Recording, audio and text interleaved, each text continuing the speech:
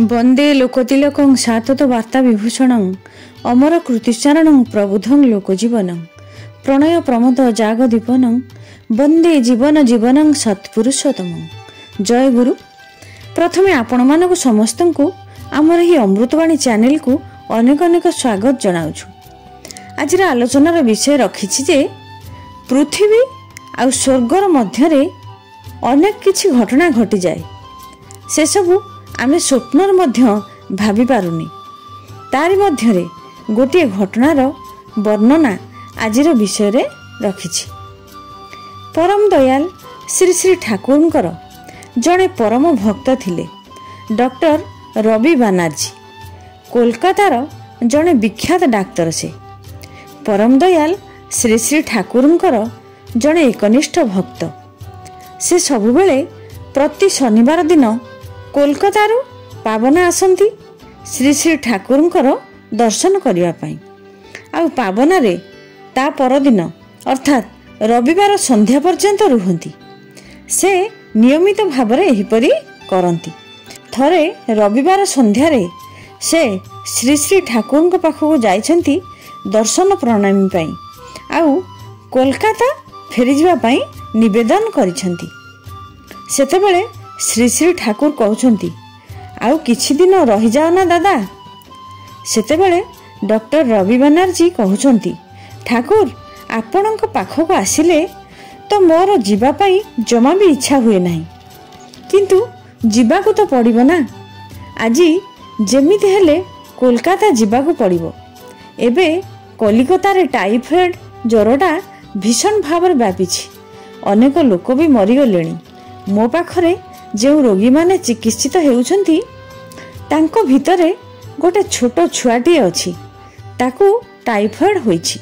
मु ताकू जो मेडिसिन देई आसीछि से सबू तार सोमवार सकाळ पर्यंत जीवो।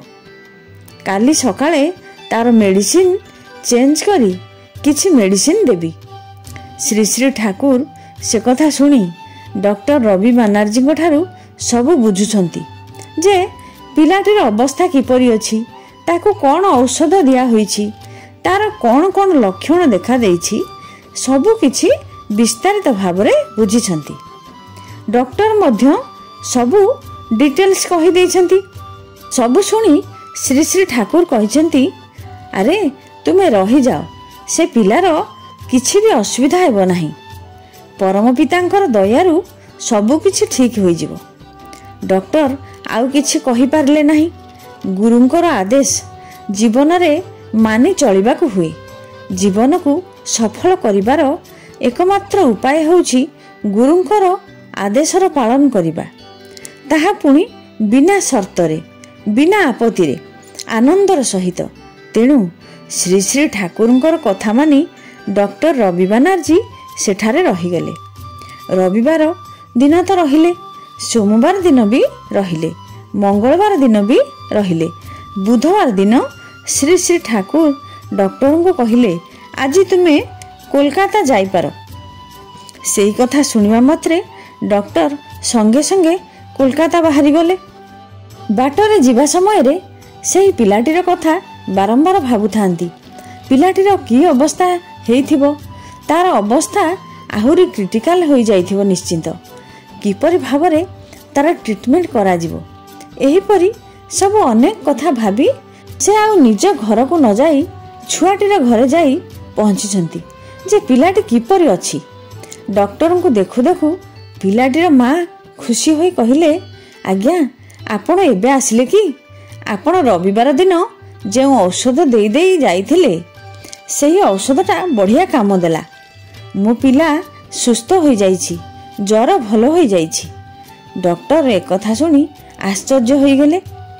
रविवार तो मु पावनारे थिली, आउ रविवार किपरि औषध देली बोली माँ जनक कहउछंती।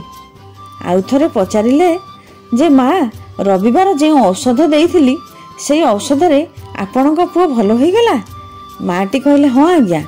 डॉक्टर आश्चर्य होई गेले। भाबिले रविवार दिन मु तो पावनारे थिली, आउ औषध किपरि देली?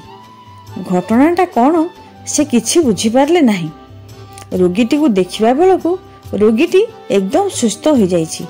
ଜ୍ୱରରେ ଆକ୍ରାନ୍ତ ହେବା ଯୋଗୁଁ ଶରୀରଟା ଯଦିଓ ଟିକେ ଦୁର୍ବଳ ଅଛି, କିନ୍ତୁ ରୋଗର ପ୍ରଭାବଟା ଶରୀର ଉପରେ ନାହିଁ। ତାପରେ ସେ ଔଷଧ ଗୁଡ଼ିକ ଦେଖିଲେ ଯେ ରବିବାର ଦିନ ସେହି ଔଷଧ ସବୁ ଦିଆଯାଇଛି, ପ୍ରେସ୍କ୍ରିପସନ୍ ବି ଅଛି। ସେ ଆହୁରି ଆଶ୍ଚର୍ଯ୍ୟ ହୋଇଗଲେ ଯେ ରବିବାର ତ ସେ ପାବନାରେ ଥିଲେ, ଆଉ ଏଠାକୁ ଆସି ଔଷଧ ଦେଲେ କିପରି? ଏହି କଥା ତାଙ୍କ ମନକୁ ଅଥୟ କରୁଥାଏ। ତାପର ଶନିବାର ସେ ପୁଣି ପାବନା ଗଲେ। ଆଶ୍ରମ ଯାଇ ପରମ ଦୟାଲ ଶ୍ରୀ ଶ୍ରୀ ଠାକୁରଙ୍କୁ କହୁଛନ୍ତି, ଠାକୁର, ମୁଁ ଯେଉଁ ରୋଗୀଟିର କଥା କହୁଥିଲି ଯେ ସେଠାକୁ ଯାଇ ଦେଖିଲି ସେ ସୁସ୍ଥ ହୋଇଯାଇଛି, ଆଉ ତାର ମା କହୁଛନ୍ତି ଯେ ମୁଁ ରବିବାର ଦିନ ଔଷଧ ଦେଇ ଆସିଥିଲି। ମୁଁ ତ ଠାକୁର ଏଠାରେ ଥିଲି ନା, ତେବେ ଔଷଧ ଦେଲି କିପରି ଯେ? ଏହା କିପରି ସମ୍ଭବ ହେଲା? ଏହିପରି ସବୁ କଥା ଏକା ନିଶ୍ୱାସରେ ବର୍ଣ୍ଣନା କରିଗଲେ ଡକ୍ଟର।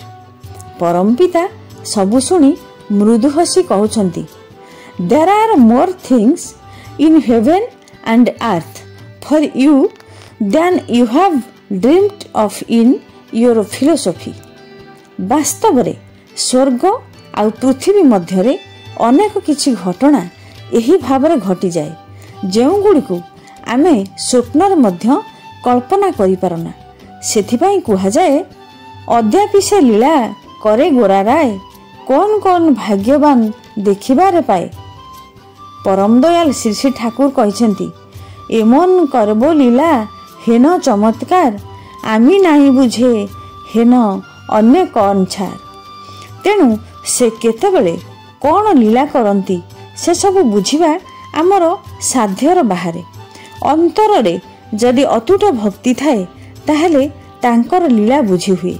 स्वर्ग आउ एई मर्तर मझिरे जे अनेक लीला हेउची से सब बुझिया पई दरकार भक्ति, आंतरिक भक्ति और निष्ठा।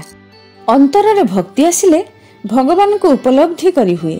से असीम अनंत, तांकर रूप को आमे देखि पारुनी, बुझी पारुनी, किंतु से जेतेबेले दया करंती, करुणा करंती, ससीम होई दया करी आमर चर्म चक्षु आगरे धरा दियंती, सेतेबेले जहार एई वृत्तिभेदी टाण थाए से माने एई नररूपी भगवान को भितरे भगवान कर स्वरूप को देखि पारंती।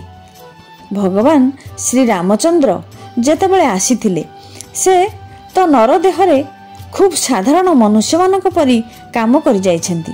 श्री रामचंद्रंकर गुरु वशिष्ठ मुनि जेतेबेले प्रश्न करिछंती जे प्रभु आपण सेई परम ब्रह्म पूर्ण अवतार स्वयं नारायण, सेथिरे तो कौनसी संदेह नहीं, किंतु आपण एई साधारण मनुष्य परी काहेकि रहिछंती सेटा तो बुझी हुए नहीं। भगवान श्री रामचंद्र कहउछंती, गुरुदेव आमे तो साधारण मनुष्य परी जन्म ग्रहण करिछु, सेथिपाई साधारण मनुष्य परी तो कार्य करिवु। तेणु से जेतेबेले साधारण मनुष्य परी नर देहरे जन्म ग्रहण करिछंती, साधारण मनुष्य परी आचरण करती, किंतु प्रकृत भक्त जीए जार अंतर सर्वदा भक्ति भाव जड़ित से माने ही ठीक बुझी पारंती जे से ही पुरुषोत्तम, से ही भगवान। तेणु आमे परम दयाल को जीवन रे सर्वस्व भाव ग्रहण करिछे, तांकर नियम नीति मानी आमको चलिबा को पड़िबो। श्री श्री ठाकुर कहते, दीक्षा निये शिक्षा धरीस, आचार्य के करे सार, आचरणे बोध चयने ज्ञानेर सागर होना पार। तेणु जीवंत आचार्य धरी तांकु नहीं आमे चलिबा, तेबे जाई आमे सब किछि उपलब्धि करि परिबा। एही धरणर घटना मनुष्य जीवन रे अजस्र घटना घटी चलीछि। तेणु आमे तांकु धरिचे, तांकु नहीं चलिबा। तांकर कहिबा जदि आमे कंटाए कंटाए माने चलिबा, तेबे आमर जीवनचर्या निश्चिंत सहज सरल होई परिबो। आजिर आलोचनाटी को एठी रखुछि। आपण जदि ए पर्यंत चैनल टी को सब्सक्राइब करि नाहंती, तेबे चैनल टी को सब्सक्राइब करिवा पई अनुरोध। शेषरे समस्तंकर पंच महाविध जीवनर मंगल कामना करी रहुछि। जय गुरु।